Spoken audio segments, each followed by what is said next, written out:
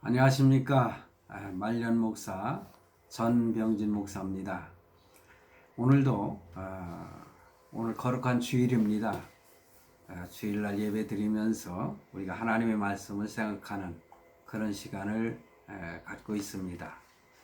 오늘 설교할 내용은 요한계시록 강의 17번째 아시아 7교회 네 번째 교회 이 두아디라 교회에 대해서 세 번째 말씀을 드리는 시간이 되겠습니다. 오늘 이 말씀은 제가 드리고 싶은 게 있습니다. 본문관이 성경을 주석하는 것과 설교하는 것은 같은 의미가 아니고요. 조금 차이가 있습니다. 주석이라고 하는 것은 이 성경을 이 원래의 의미를 찾아내는 그런 해석입니다. 이 원어를 연구해 가지고 그 내용에 대해서 정확한 하나님의 의도가 무엇인지를 해석해내는 것이 주석입니다. 많은 성경학자들이 성경을 주석을 하지요. 그리고 설교는요, 이렇게 해석되어진, 바르게 해석되어진 그 말씀을 가지고 그 내용에 대해서 이렇게 설명을 하면서 그러니까는 그 말씀을 통해서 우리에게 어떤 교훈을 주고 우리는 현실적으로 그 말씀을 우리의 삶 속에 어떻게 적용하느냐 그 내용에 대해서 말씀을 드리는 것입니다. 그래서 성경 주석과 설교는 좀 차이가 있다.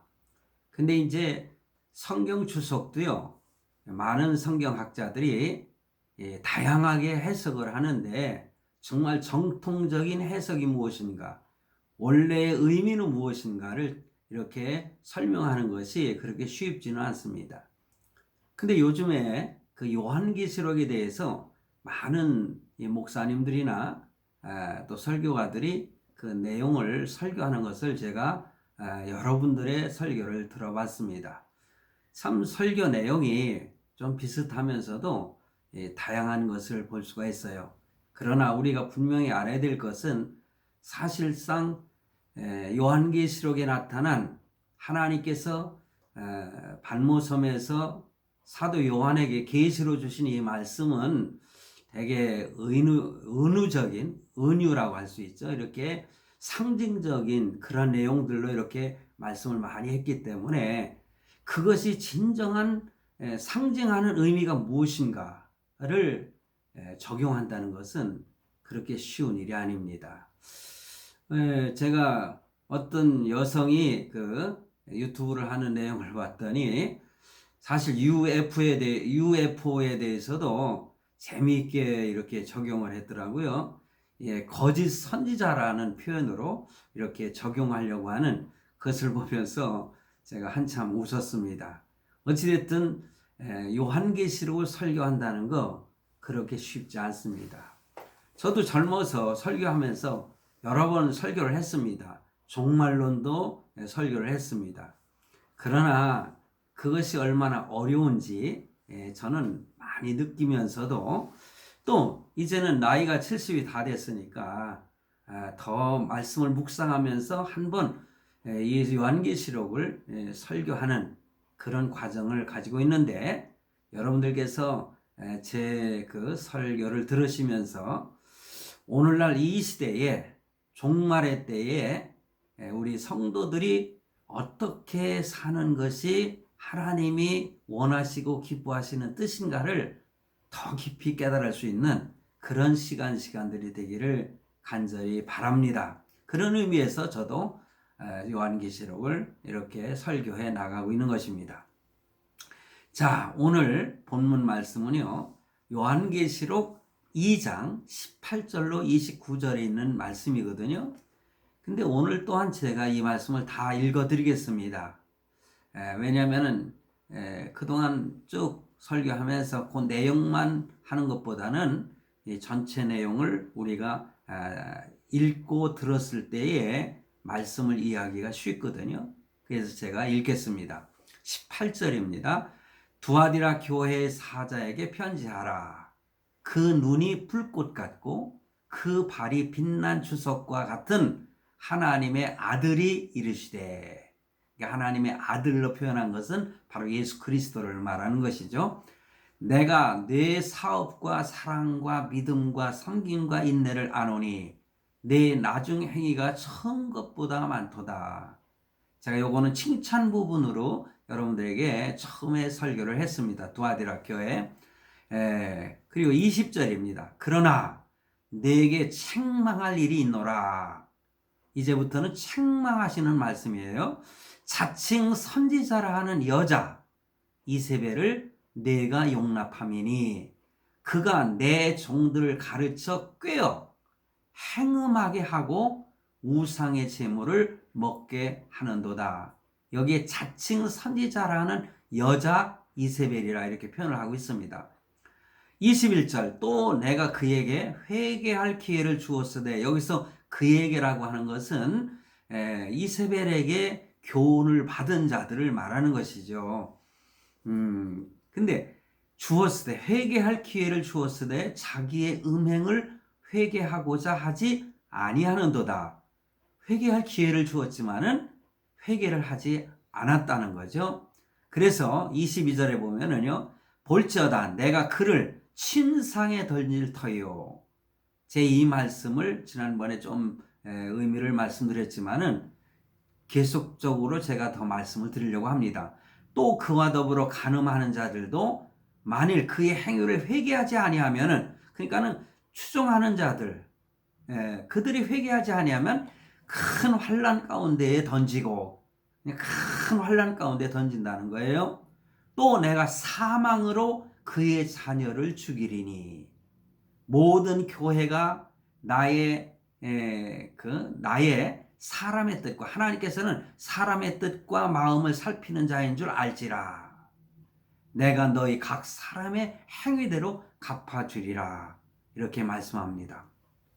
그리고 24절에 두아디라에 남아있어 이 교훈을 받지 아니하고, 그 교훈을 받지 아니하는 성도들이죠. 소위 사탄의 깊은 것을 알지 못한 너에게 말하노니 다른 짐으로 너에게 지울 것이 없노라. 어찌 보면은 하나님께서 그들을 따르지 않는, 그들의 교훈을 따르지 않는 자들에게는 짐을 지울 것이 없다, 이렇게 말씀을 하고 계십니다. 다만 너에게 있는 것을 내가 올 때까지 굳게 잡으라. 예수님이 재림하실 때까지 굳게 잡으라는 거죠.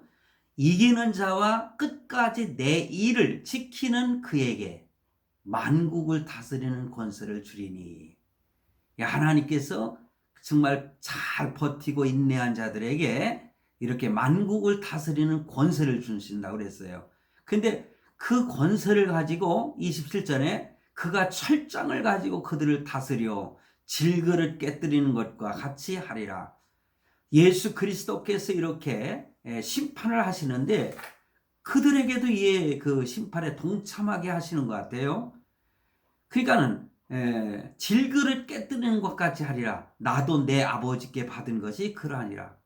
아버지께, 하나님께로부터 예수님께서 받으셨고 그것을 또 끝까지 인내하고 지키는 자들에게, 그 승리하는 그리스도인들에게 이런 권세를 또 주신다는 거죠. 그러면서 28절에 내가 또 그에게 새벽별을 주리라. 새벽별, 누구인가는 여러분들도 아시리라 생각을 합니다. 그래서 29절에 귀 있는 자는 성령이 교회들에게 하시는 말씀을 들을지어다. 저도 마찬가지고 오늘 이 말씀을 듣는 여러분들도 이렇게 성령이 말씀하시는 이 말씀을 잘 깨닫고 들으라는 말씀인 것입니다. 여러분들도 이 말씀을 듣고 깨닫는 자, 그래서 지혜로운 성도가 되기를 간절히 바랍니다. 아멘. 성도 여러분, 자, 두아디라 교회에, 그 두아디라 교회에 대해서는 참 할 말이 많습니다. 오늘 말씀으로 마무리를 짓지 못하고 다음번 한번 또 해야 될 것 같아요. 할 말이 너무 많았어요. 왜냐하면 책망하는 부분이 참 많지 않습니까? 그래서 우리는 칭찬의 말씀도 우리가 잘 귀 기울여 들어야 되지만은 책망의 말씀을 잘 듣고 그 말씀을 명심하고 그에 따라 삶을 살지 않는데 노력하는 것이 우리의 목표가 되어야 되는 것입니다. 그래서 두아디라 교회는 칭찬도 받았지만은요, 그건 하는 일부분이에요.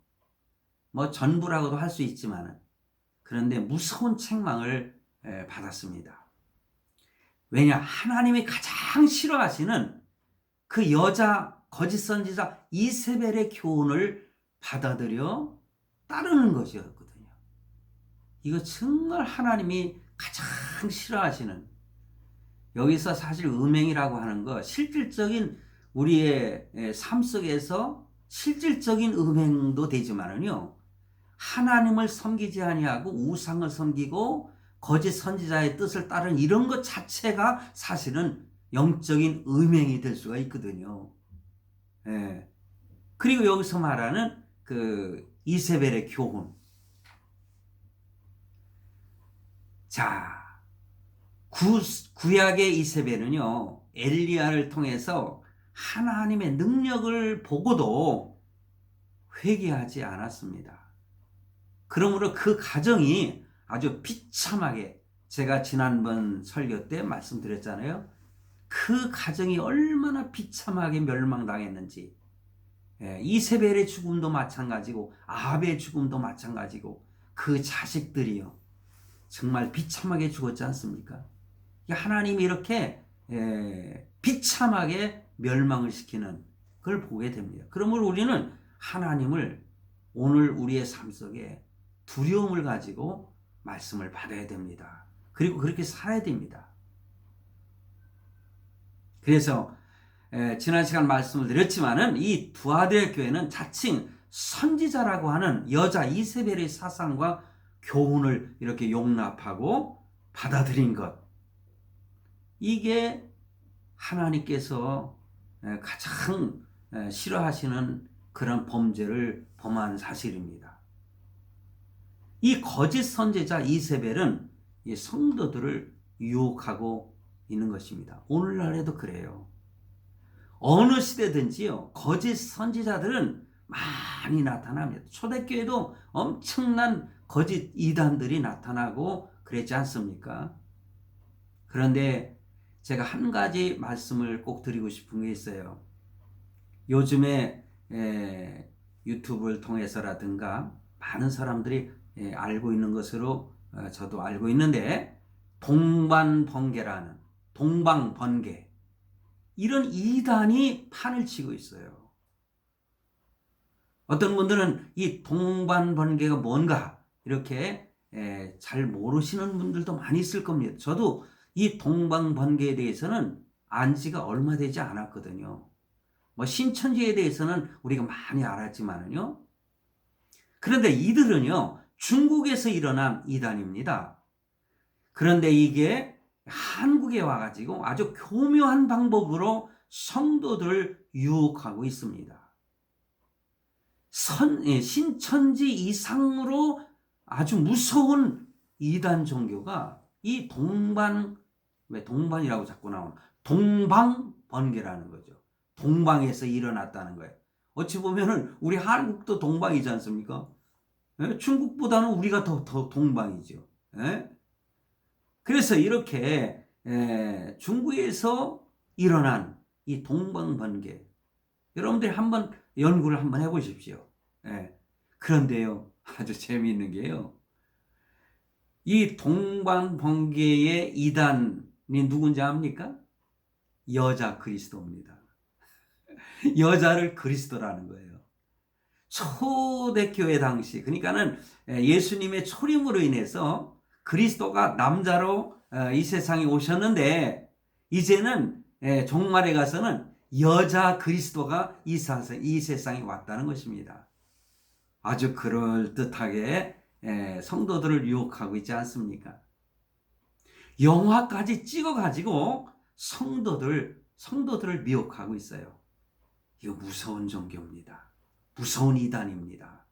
우리가 오늘날 이 세상이 어떻게 돌아가고 있는지 이거 잘 알아야 돼요. 자, 여러분. 이 말씀에 대해서는 나중에 기회가 있으면은요, 이 동반번개에 대해서 자세하게 제가 한번 설교를 하도록 하겠습니다. 지금 이 세상은요, 이렇게 종말로 치닫고 있다. 이렇게 말씀을 드려도 과언이 아니지 않습니까? 여러분, 조심하십시오. 거짓 선지자 여자 이세벨, 그 당시에 두아디라 교회, 그러니까 어떻게 보면 그것도 여자 그리스도예요. 거짓 선지자. 그 거짓 선지자 이세벨이 두아디라 교회 그 당시에 하나님의 종 성도들을 타락시켰습니다. 두아디라 교회 성도들에게 이러한 교훈을 가르치고 행하게 했다는 것이죠. 행음하게 하고 우상 제물을 먹게 하는 것이죠. 여러분, 이 우상 제물에 대해서 여러분 꼭 기억하시기 바랍니다. 아차하면은 우리가요 우상 제물을 먹을 수가 있어요. 제가 어제는요 이 장모님의 그 기일이 있어서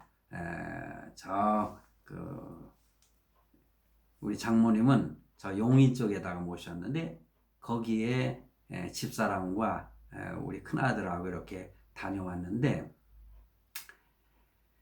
믿지 않는 뭐 형제들도 있고요. 근데 믿는 형제들 가운데서도 아직 그거를 모르더라고요. 저는 우리 집사람이 그 집안의 막내딸이니까요. 거기 가면 쫄병입니다.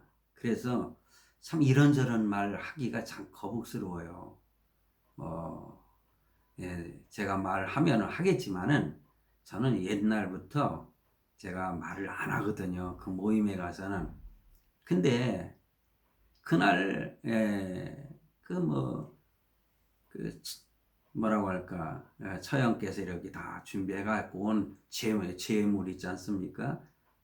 그걸 갖다 이렇게 놓고 우리 큰 둘째 처남이 그러더라고요. 기도할 사람은 기도하고 잘할 사람은 잘하라. 그래도 그분이 예수 믿는 분이기 때문에 또 그런 말을 할 줄도 아시더라고요. 제가 그분을 비우는 거 절대 아닙니다. 그분도 참 대단한 분이거든요. 그래서 절하는 사람은 절을 하고 절 안 하는 사람은 저는 그냥 가만히 있었습니다. 그냥 하나님께서 이 가족들, 형제들 다 예수 믿는 그래서 바른 신앙으로 세워지면 좋겠습니다. 하나님 하고 저는 그렇게 기도를 했습니다. 그런데 그 재물에 대해서 먹는 거 있잖아요. 저는요 그거 먹어요. 왜냐하면 고린도전서에 보면은 그것은 아무것도 아니거든요. 그래서 믿음이 확실한 사람들은 그것이 아무것도 아니기 때문에 먹어도 되고 안 먹어도 되고 그러나 그 성경에 그랬잖아요. 마음에 껄끄름하면은 뭐가 걸리면 먹어서는 안 된다. 그리고 사실 불신자들 앞에서는 그런 거 먹으면 안 된다고 성경은 기록하고 있습니다. 왜냐? 불신자들도 예수 믿는 사람들 저거 먹는 거 보니까는 재물도 먹을 수 있는구나. 이렇게 판단하면은 그것은 더 죄를 짓는 행위로 만드는 것이기 때문에 그 재물을 먹어서는 안 된다. 제가 왜 오늘 이런 말씀을 드리는 거 아니? 이 말씀은, 이 설교는 제 자녀들도 듣고 있기 때문에 제가 이 말씀으로 분명하게 하는 것입니다. 나중에 제가 하나님 앞에 부름받고 세상을 떠났을 때에 내가 죽은 날짜를 기를 갖다 기념하면서 우리 자녀들이 모인다면은 예를 들어 그런 일은 없겠지만은 혹시 재물을 이렇게 해놓고 나는 믿지 않으니까는 나는 절을 할 거야 하고 이런 식으로 돼서는 안 된다는 것을 더 강하게 교훈하기 위해서 사실은 이 언급을 좀 하는 것입니다. 오늘 설교 말씀에 우상제물이라는 말이 나오기 때문에 제가 그런 말씀을 드립니다. 고린도 교회 당시는 그 당시에 모든 곡이라든가 이것들은 그 우상 제물이었거든요. 그래서 그것을 시중에 팔기 때문에 그것을 다 예수 믿는 사람들 사다 먹었기 때문에 그 우상 제물을 먹는 것에 대해서 그 사도 바울은 고린도 교회 성도들에게 교훈을 주고 있었던 것입니다. 자, 이 말씀은 이 정도 하고요.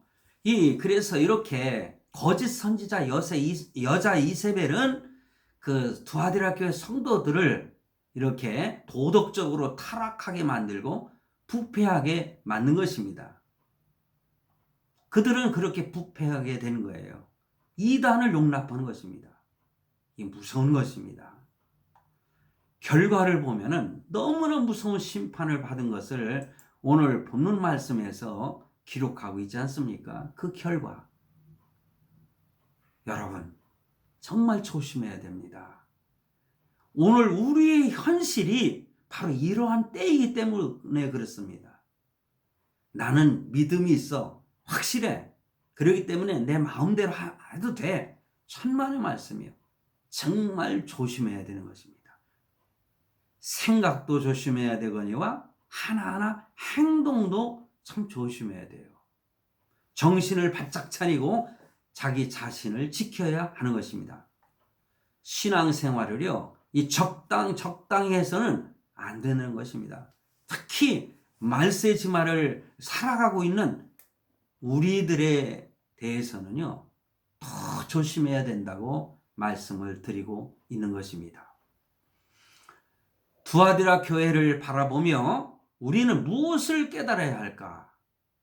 칭찬받은 부분은 열심히 본받아 행하여야 되겠죠? 사랑이 있었고요. 믿음이 있었고요. 섬김과 인내가 있었습니다. 그래서 처음보다 더 열심히 봉사하고 전도를 했다고 그랬잖아요. 도시 인구의 3분의 1을 복음하는 놀라운 교회가 되었습니다. 그렇지만은 책망하신 부분, 버려야 할 것은 철저하게 버려야 되는 것입니다. 특히 이단을 배격을 해야 됩니다. 비슷하거든요. 이단이라는 것은 다 비슷해요. 그런데 어떤 면에서는 똑같아요. 근데 마지막 부분에 가서 다르다는 것이죠. 이단, 그건 끝이 다르다. 그런 것입니다. 결론이 다르다는 거예요. 그래서 이단에게 속아 넘어가는 것은 바로 그런 부분이기 때문에 일반 성도들이, 믿음인 성도들도 여기에 잘 빠져드는 것입니다. 말세에는 이단들이 극심하기 때문에 그렇습니다. 양의 탈을 쓰고 나타나는 이리를 우리는 분별하고 이겨내야 합니다. 신앙생활이라고 하는 것은 맹목적인 열심만은 아닙니다. 말씀을 토대로 한 그런 믿음이 있어야 돼요. 말씀의 기초 위에 굳게 서야 되는 겁니다. 그래서 말씀을 많이 알아야 되는 것입니다. 그것이 바른 말씀. 여러분, 안타까운 것은요, 이 두아디라 성도들은, 두아디라 교회 성도들은 이세벨을 용납한 그 잘못을 회개하지 않은 거예요. 오늘 말씀의 핵심입니다. 내가 몰라서, 내가 잘못 생각해서 범죄했을지라도요, 그것을 깨닫는 순간 하나님께 머리 숙여 회개의 기도를, 온전한 회개의 기도를 드릴 때에 하나님은 용서하시기 때문에 그렇습니다. 기독교는 그래서 소망의 종교라고 하는 것입니다. 기독교를 피해 종교라고도 하고 이렇게 소망의 종교라고도 하잖아요. 하나님은 또 진노하시기 때문에 진노의 기독교예요. 무서운 하나님. 우리 또 하나님은 질투하는 하나님이시거든요. 우리 하나님은요. 하나님보다 다른 것을 더 사랑하는 자들을 질투하십니다. 우리 하나님의 질투가 엄청나요. 사랑하는 사람이요, 나보다 다른 사람을 사랑해 보세요. 그 견디겠어요? 그 질투심이 이 분노가 돼가지고 엄청난 사건도 벌어지지 않습니까? 우리 하나님 우리를 너무너무 엄청 사랑하시기 때문에 질투도요, 우리 말로 표현할 수 없는 거예요. 용서를 바탕으로 깔고 있기 때문에 소망의 종교다. 그렇게 표현을 하는 것입니다. 아무리 무서운 죄를 범했을지라도 우리 하나님은 그 죄값으로 멸망을 당하는 것을 원치 아니하시는 하나님이시다. 바로 그런 하나님이십니다. 보세요. 21절에 그랬잖아요. 또 내가 그에게 회개할 기회를 주었으되 자기의 음행을 회개하고자 하지 아니하는도다. 예. 두아디라 교회 성도들에게, 그 이세벨의 교훈을 따르는 자들에게 이렇게 회개할 기회를 주셨다고 그랬어요. 바로 이렇게 회개할 기회를 주시는 하나님이십니다. 거짓 선지자 이세벨 여인의 유혹에 빠져서 음행과 우상의 재물을 먹는 그런 죄를 범하였어도 하나님은 그들에게 회개할 기회를 주시는 하나님이신 것입니다. 성경을 보세요. 구약에 나타나는 악녀인 이세벨도 하나님은 그에게 회개할 기회를 주셨습니다. 하나님의 제단을 헐어버리고 하나님의 선지자를 죽이는 아주 극악무도한 죄를 지은 그녀에게도 하나님은 그를 즉시 멸하시지 아니하시고 회개의 기회를 주셨습니다.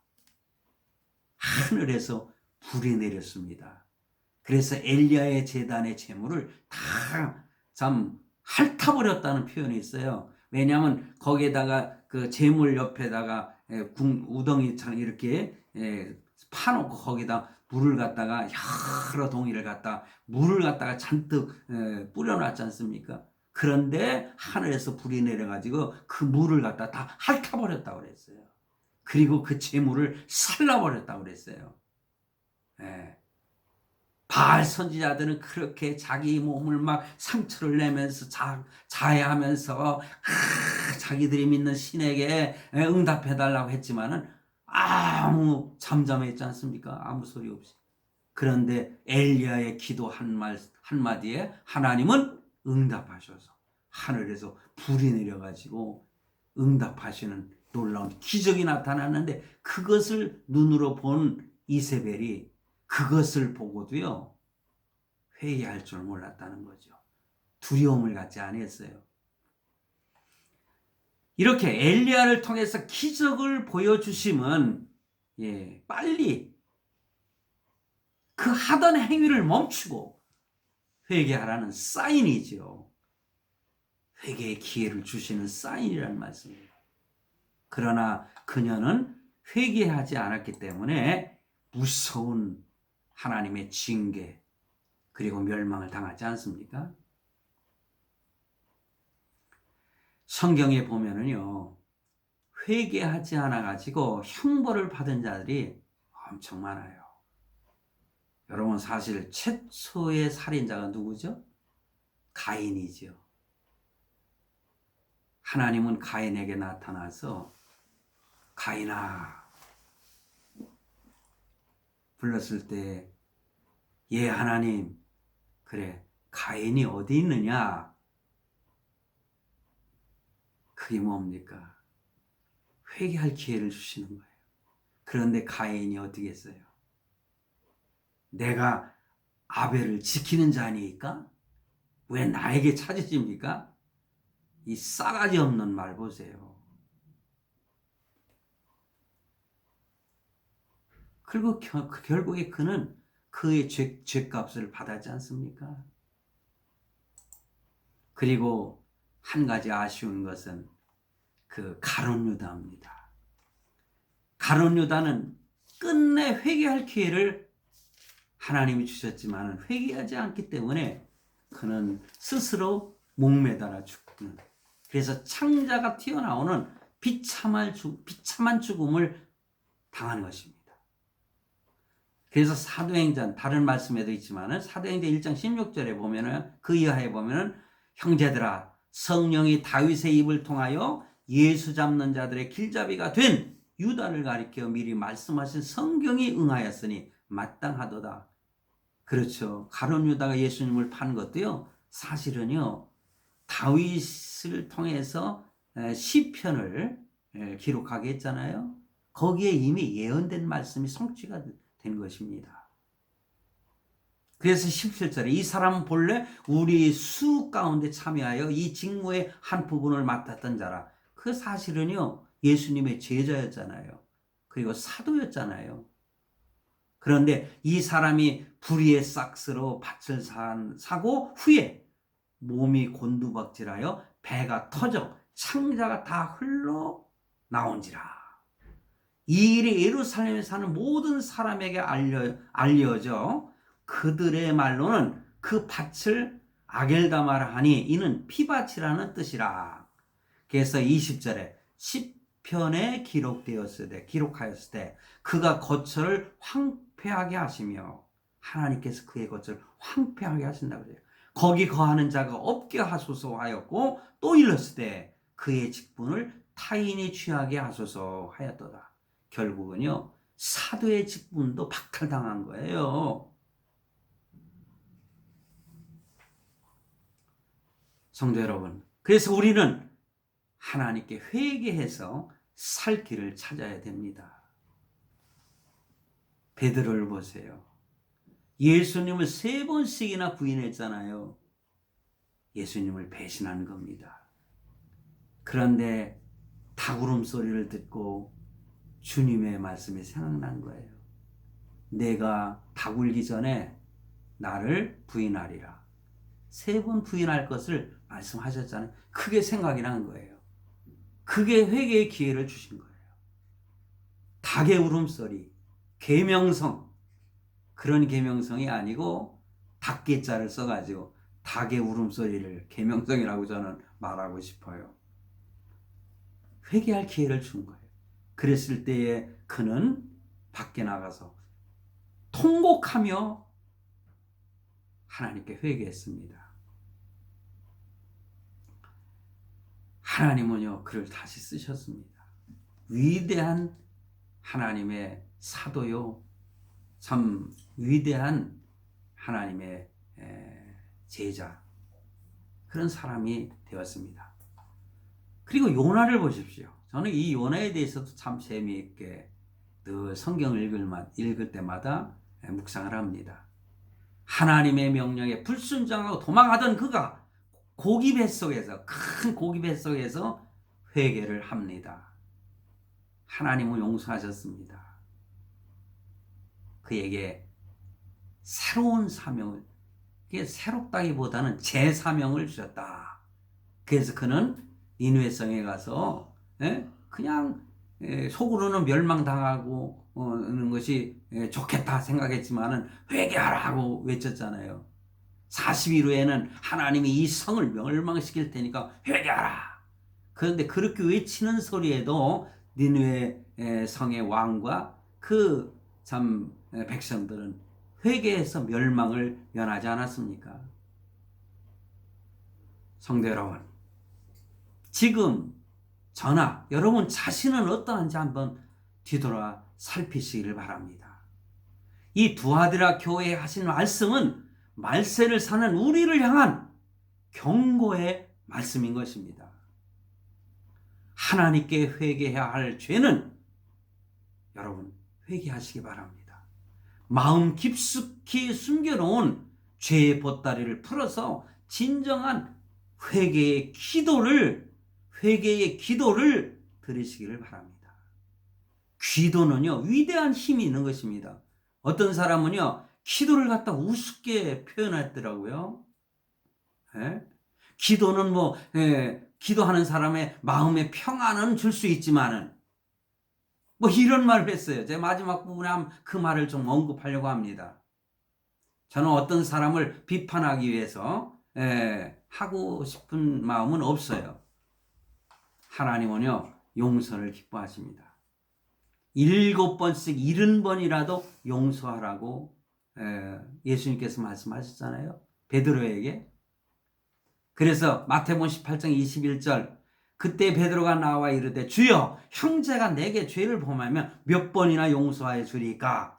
7번까지 하오리까? 예수께서 이르시되 내게 이르노니 7번뿐 아니라 7번을 70번까지라 할지니라. 하나님은 우리의 기도를 응답하십니다. 코로나19 바이러스를 위해서도 여러분 기도하십시오. 하나님은 그 기도를 들어주시는 거예요. 지난번에 우리 대한민국의 대통령이 이런 말을 했어요. 예배나 기도가 그 마음의 평화를 줄 수 있겠지만 바이러스로부터 지켜주지는 못합니다. 이게 말이나 되는 소리입니까? 국민들에게 하나님의 능력을 제한하는 것입니다. 우리가 마음의 평안만을 위해서 하나님께 기도합니까? 참으로 한심한 말을 해서 우리 국민들을 혼란 속에 빠뜨리고 있습니다. 예수 믿는 성도들을 갖다가 그렇게 해가지고 예배도 못 드리게 하고 이런 식으로 해서는 안 되죠. 꼭 대면 예배만 드려야만이 하나님이 받으시는 것은 아니지만은 뭐 꼭 예배당에 가서 예배를 드려야만이 하나님이 받으시는 하나님은 아니지만은 초대교회 당시부터 함께 모여서 하나님께 찬양과 기도와 이런 예배를 드리라고 말씀하고 있지 않습니까? 우리는 그것을 따르는 것뿐인 것입니다. 그런데 그것을 막으려고 해서는 안 된다는 것이죠. 성도 여러분, 누가 어떤 말을 하든지 그런데 귀 기울이지 마시고 정말 하루빨리 이 코로나19 중국에서 시작된 우한 폐렴인가요? 여기로부터 우리가 빨리 해방되게 해달라고 하나님께 기도하십시오. 하나님께서 때론 징벌하시기 위해서 이러한 연병을 통해서 인간을 징계도 하시고 그것을 거둬버리시는 하나님이시지 않습니까? 그게 성경에 나타난 말씀인 것입니다. 우리는 하나님께 잘못된 것을 회개하는 기도를 드려서 다 용서받고 마음의 평안도 누리고 그리고 모든 어떤 그 질병에서 자유함을 얻는 치유를 받는 저와 여러분이 되시기를 간절히 바랍니다. 감사합니다.